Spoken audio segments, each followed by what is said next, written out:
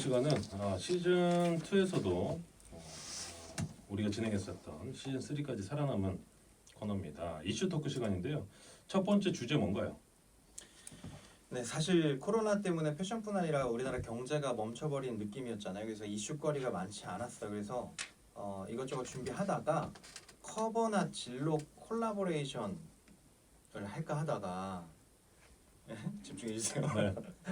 안다르 사태, 이번에 최근에 불붙은 사태가 있었어요. 안다르 사태에서 불거진 이야기들을 해볼까 하고 가지고 왔습니다. 혹시 그 안다르 사태에 대해서 좀 들어보신 적 있으세요? 안다르 사태? 네네.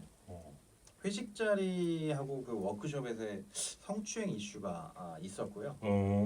이에 따라서 또 부당해고 이슈까지 이어졌던 내용이에요. 네. 그래서 이 부분에 대해서 한번 얘기를 나눠보도록 하겠습니다. 뭐 모르시는 분들 계실 수도 있으니까 제가 짧게 보도된 내용 좀 읽어드리면 네. 지난해 7월에 안다르에 경력직으로 입사한 A 씨는 입사 2개월 만에 해고 통보를 받았습니다.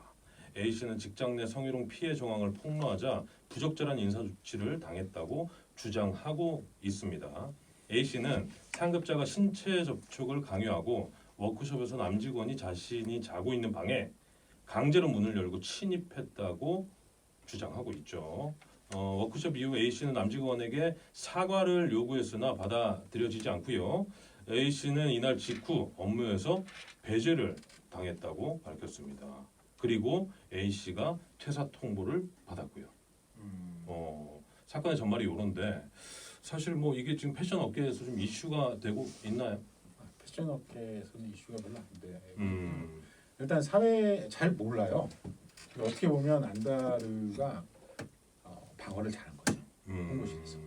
사실은 저게 왜 다시 불거졌냐면 작년 7월인데 왜 다시 불거졌냐면 최근에 신혜련 대표가 이 사과문을 공식적으로 발표했어요. 네. 1월 말에.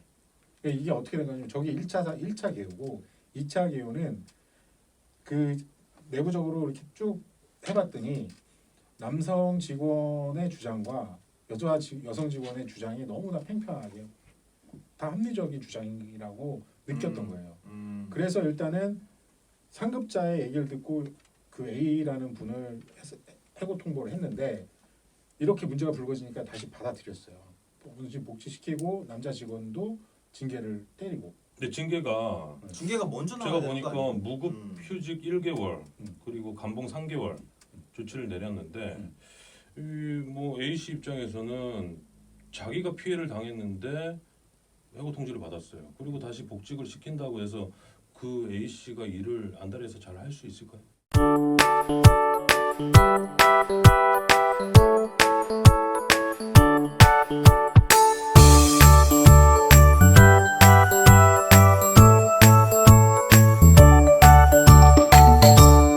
그러니까 그런 고민은 저도 그 내용을 보고 들더라고요. 과연 이거 둘 다 일은 할 수 있는 거야? 그러니까 아니 근데 격리 조치도 안 하고 여러 가지 문제점이 있어요. 근데 이게 다시 불거진 게 신혜련 대표가 사과문을 공식 발표한 후에 그 A 씨란 사람들이 그 내용들을 다 조목조목 다시 반박하면서 SNS에 반박을 하면서 또 다시 불거진 얘기거든요. 아니 근데 그 신 대표가 같은 여성으로서도 면목 없고 죄송하다.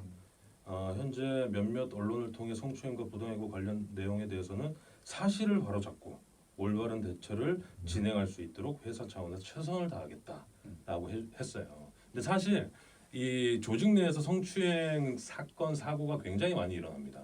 알게 모르게. 근데 물론 피해자가 그냥 그 혼자 감내하고 넘어가는 경우도 있지만 최근 들어서 뭐 미투나 뭐 이런 운동들이 좀 그 커지면서 이런 사건들이 하나하나 수면 위로 떠오르게 된다고요. 근데 가장 중요한 건 이 조직 내에서 피해자와 가해자를 따로 분리시키지 않고 똑같이 징계만 내린 채 그 이후에는 같은 공간에서 일을 하게끔 만드는 데가 굉장히 많아요.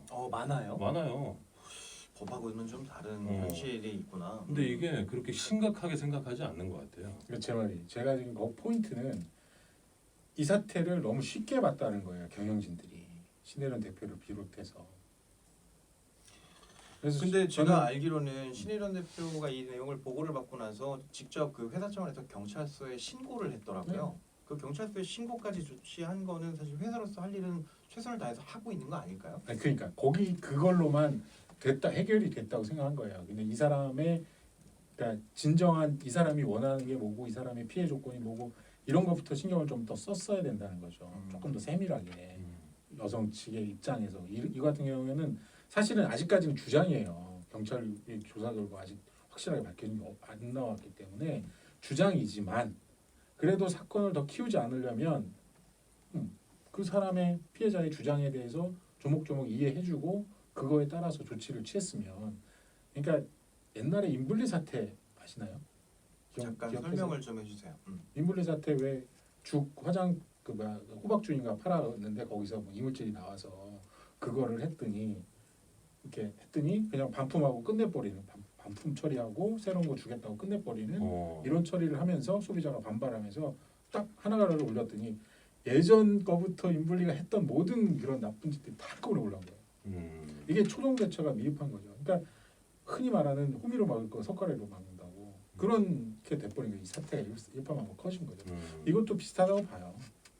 근데 인블리랑 다른 건 인블리 때는 이런 대화 언론 커뮤니케이션이 굉장히 취약했고 제가 봤을 때 여기는 대처를 굉장히 잘했다. 근데 인블리도 뭐 최근 들어서도 그렇고 굉장히 욕을 많이 먹고 있지 않습니까? 그렇죠.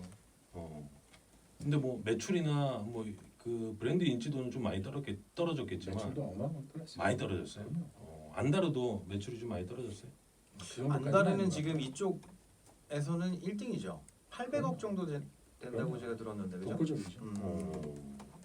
근데 아직 그렇게 매출의 여파는 없는 걸로 알고 있어요. 음. 조금은 있을 수 있겠죠. 근데 가랑비에 옷 젖는다고 이 연예인이나 특히나 이 브랜드 같은 것도 이미지가 굉장히 중요하잖아요. 하나하나 이 안 좋은 이미지들이 쌓이게 되면 그렇죠. 나중에는 뭐 불매운동까지 물론 불매운동까지 가지는 않겠지만 가서도 안 되고 다 이제 이렇게 뭐 하면서 배우는 거 아니겠습니까 브랜드가?